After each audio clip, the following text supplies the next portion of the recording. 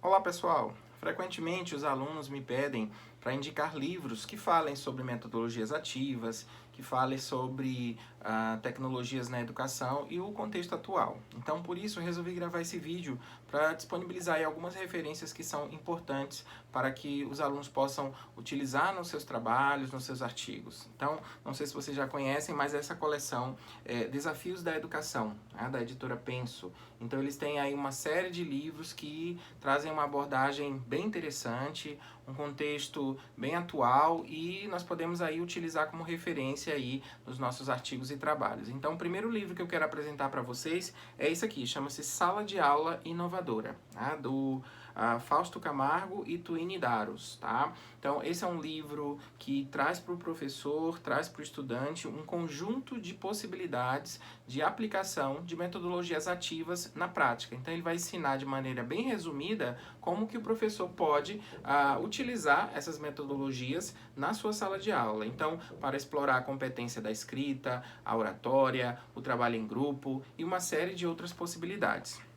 O segundo livro que eu quero apresentar para vocês é o Metodologias Ativas para Educação Inovadora, da Lilian Bassic e do José Moran. Então, esse livro é uma coletânea de artigos em que os autores apresentam, né, teorias, né, e abordagens de como utilizar as metodologias ativas no ensino superior, na educação básica e em vários contextos. Afinal de contas, essa é uma temática que não pode deixar de ser discutida pelos educadores, pois o perfil dos nossos alunos mudou bastante. Então, precisamos nos preocupar com essa nova abordagem para com os alunos na sala de aula. Então, é fundamental que você tenha argumentos, que você tenha um aprofundamento para poder aplicar essas metodologias na sua prática pedagógica.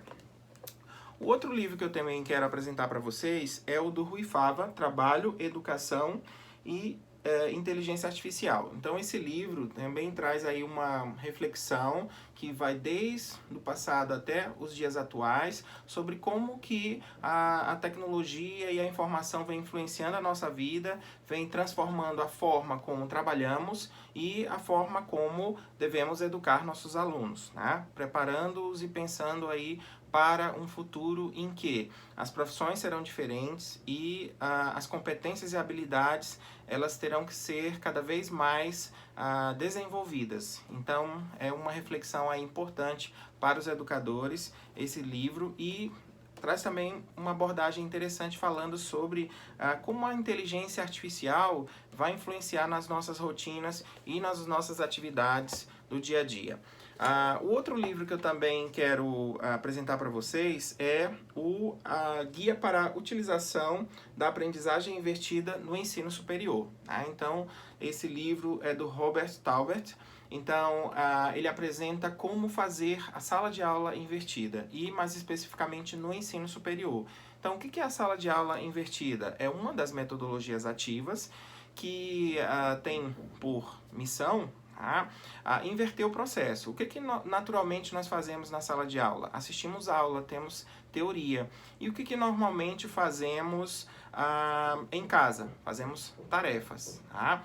Então, a sala de aula invertida, ela pretende fazer com que o professor elabore materiais didáticos para que o aluno em casa estude e que na sala de aula possa aproveitar esse espaço para atividades mais práticas, em que ele possa, de fato, aplicar o conhecimento teórico desenvolvido e construído em casa. Tá? Então, é uma abordagem muito interessante para o ensino superior, já que os nossos alunos eles vão precisar desses conhecimentos para aplicar na sua prática no mercado de trabalho. Então, se eu já invisto em estratégias em que eles podem aplicar isso desde a universidade, com certeza a sala de aula será um espaço muito mais construtivo, muito mais formativo para que esses alunos possam estar preparados para os desafios do século XXI. Tá? E ao falarmos, né, no título dessa coleção, que é Desafios da Educação, vamos falar um pouquinho sobre os desafios da educação aplicados, né, mais vocacionados, direcionados para as tecnologias na educação. Né? Então, quais os principais desafios que a gente pode elencar aqui? Então, eu tenho observado, né, ao longo da minha trajetória acadêmica, das minhas palestras e dos espaços que eu tenho visitado, que a formação formação inicial e continuada, tá, para a integração das tecnologias é um dos grandes problemas. Então, se pararmos para pensar, a grande maioria dos cursos de pedagogia ou tem uma disciplina de informática básica, que é ensinar o professor a manusear com ferramentas tecnológicas, computador, internet, tablet, ou, né, tem uma disciplina de tecnologia educativa que às vezes é ministrada por alguém com conhecimento muito técnico.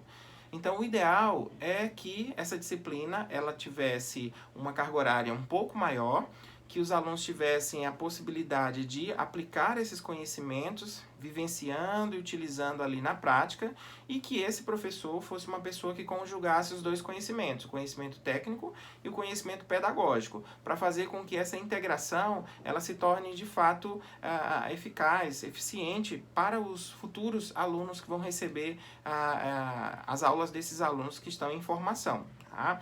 Os futuros professores. Então, precisamos nos preocupar realmente com isso. Então, já que eles não têm uma formação inicial na graduação que contemple ou que possa, de certa forma, preencher essa lacuna, então como fazer essa formação continuada? Tá? Então, poderíamos ter centros de formação, poderíamos ter políticas públicas do Ministério da Educação que incentivasse cada vez mais a inserção dessas tecnologias para que os professores possam se capacitar.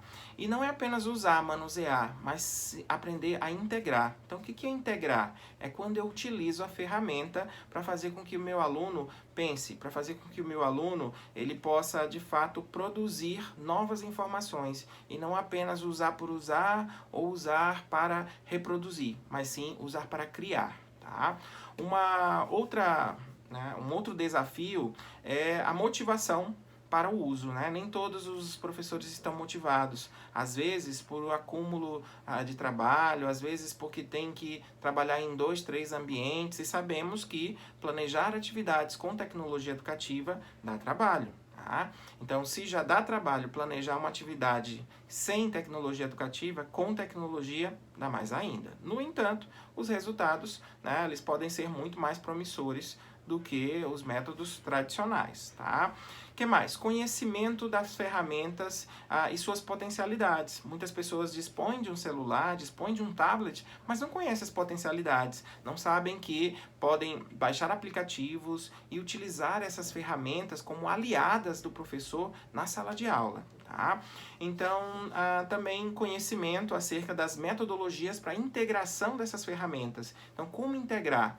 Então, às vezes eles também não conhecem formas de como fazer isso. Né? Tem o dispositivo, conhece um aplicativo ou outro, mas não sabe como fazer isso para desenvolver habilidades, para desenvolver as diversas competências que são demandadas aí pelo mercado de trabalho. Outra coisa, transposição didática desse material. O livro ele dispõe de textos, artigos, mas como extrair aquilo para colocar no aplicativo, para fazer com que o meu aluno pense, com que o meu aluno discuta, com que o meu aluno crie e traga informação nova para a sua vida. Tá? Então, essa é uma preocupação que os educadores também têm, né? E que é um grande desafio a ser superado. Tá? Outra coisa que eu observo também é o incentivo da instituição de ensino para a utilização de tecnologias. Né? Nem sempre ela incentiva, ela equipa, ou seja, monta os laboratórios, dota de acesso à internet, mas cria competições, reconhece o trabalho do professor, valoriza quando ele realmente utiliza a tecnologia na sua sala de aula. Nem sempre isso acontece. Então, esse é um desafio também a ser superado, a parte a nível aí das escolas, tá? E infraestrutura adequada, nem todas têm. Às vezes, os laboratórios de informática até são bonitos, mas as máquinas, elas são tão baratas, tão frágeis, que não suportam muito. Tá?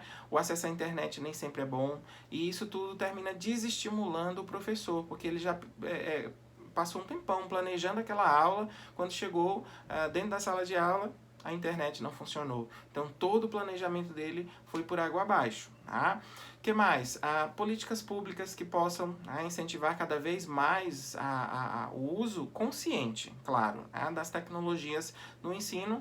E um outro desafio também é a questão do medo e do preconceito. Muitos professores ainda têm medo de usar a tecnologia, consideram que às vezes é um bicho de sete cabeças ou que vai substituir a figura do professor, ou tem um certo preconceito ainda em relação à utilização das tecnologias. Mas o que eu posso dizer é que o preconceito é dado devido à falta de informação. A partir do momento em que você tem informação, esse preconceito ele se dissipa. Tá? Então não podemos pensar que isso é uma onda, que isso vai passar. Não, as tecnologias vieram para ficar, as metodologias ativas elas vieram também para ficar, e esse modelo não creio que vá se alterar. Tá?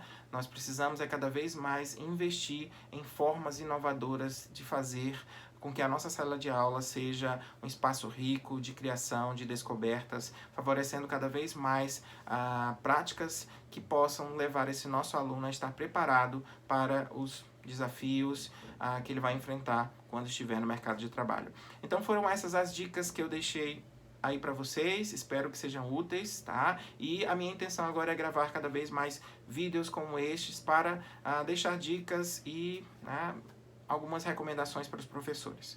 Obrigado e até a próxima!